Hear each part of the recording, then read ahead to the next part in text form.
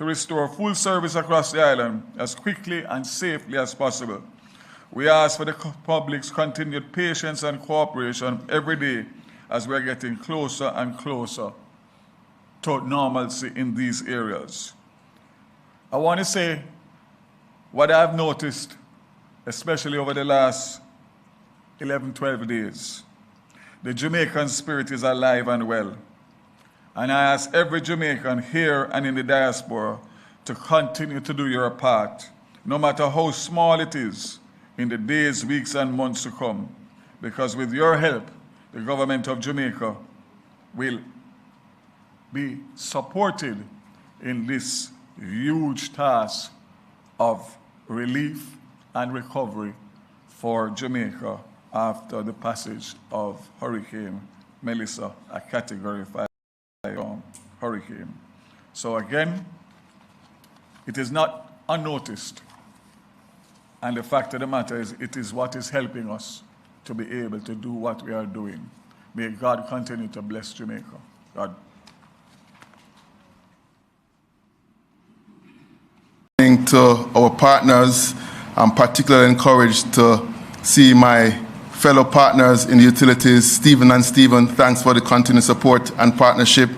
Members of the media, and to you, the people of. Let me first start by saying a tremendous thank you for your patience, your resilience, and your partnership as we continue to build after Hurricane Melissa's unprecedented devastation. I'm going to go right to the good news as the minister requested.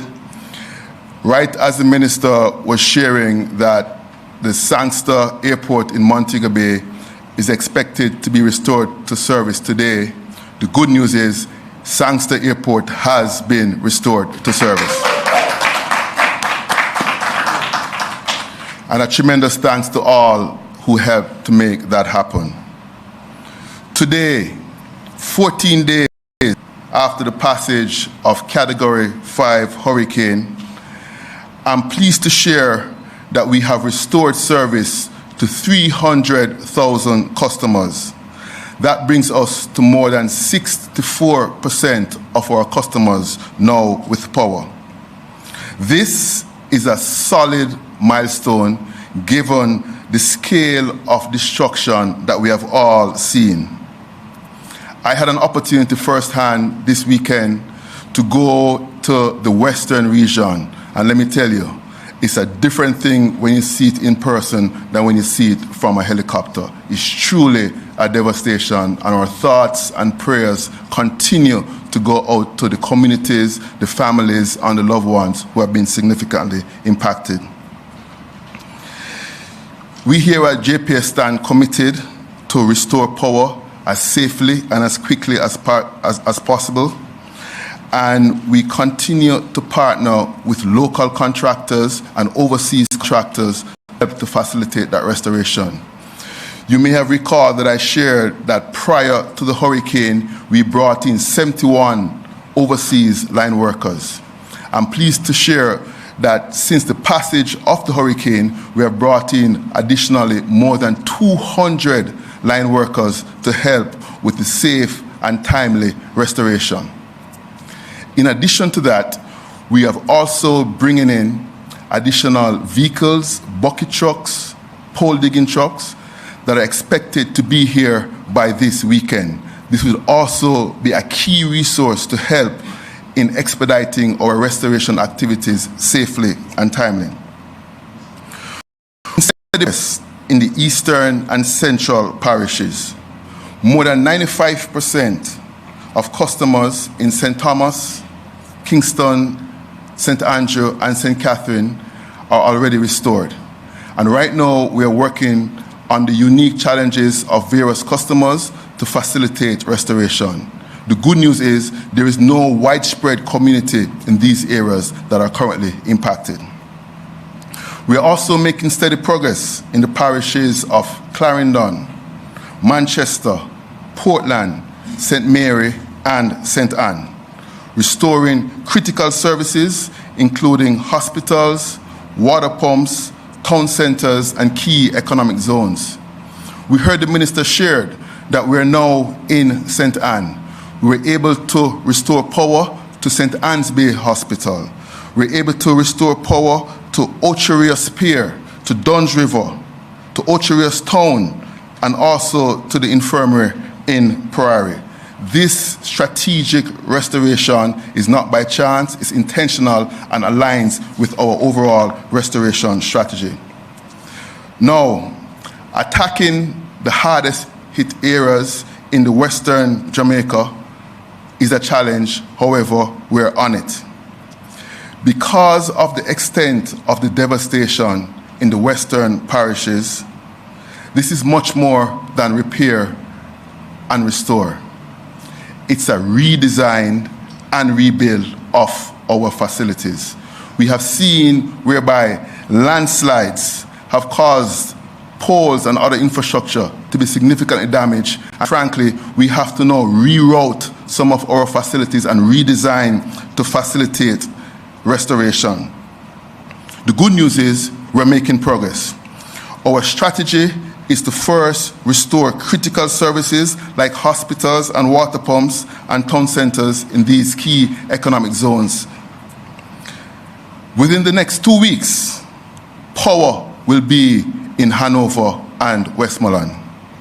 I heard Minister Mackenzie refer to what he's seen in Falmouth and Trelawney. Minister Mackenzie, this week, power will be in Trelawney. We will have power in Falmouth Town, Falmouth Hospital, and also the pier, whereby we're supporting the return of cruise ships to that particular pier. We are already in the parish of St. Elizabeth, having restored Junction and Southfield and some nearby communities. We did this by doing some creative things on the distribution system to facilitate St. Elizabeth being supplied from Manchester. There is, however, a limitation to that, as we have built out in St. Elizabeth to a stage now whereby to go further, we would need the critical high voltage transmission to be restored. That has been significantly damaged. However, we continue to work that. We are already in St. James, as you heard mentioned. Service was restored earlier this week to Cornwall Regional Hospital. We have also restored some significant NWC pumps in the parish of St. James. The Catherine Mount and the Reading NWC pumps are now in service.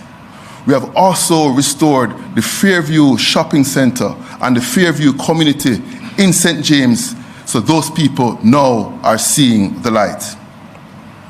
As of today, we heard whereby we restored the airport. The good news is also, by the end of today, we restore power to the Freeport in St. James, bringing power to the BPOs and stimulating the economic activity in that particular parish. Thank you, Minister.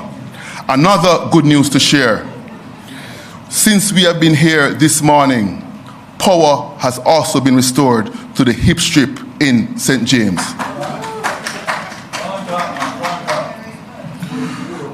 We know that those without electricity is asking the question, how soon will I be restored? I understand the inconvenience when there is no power.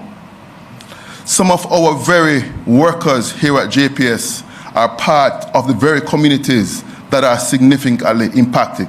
So I understand it. I get it.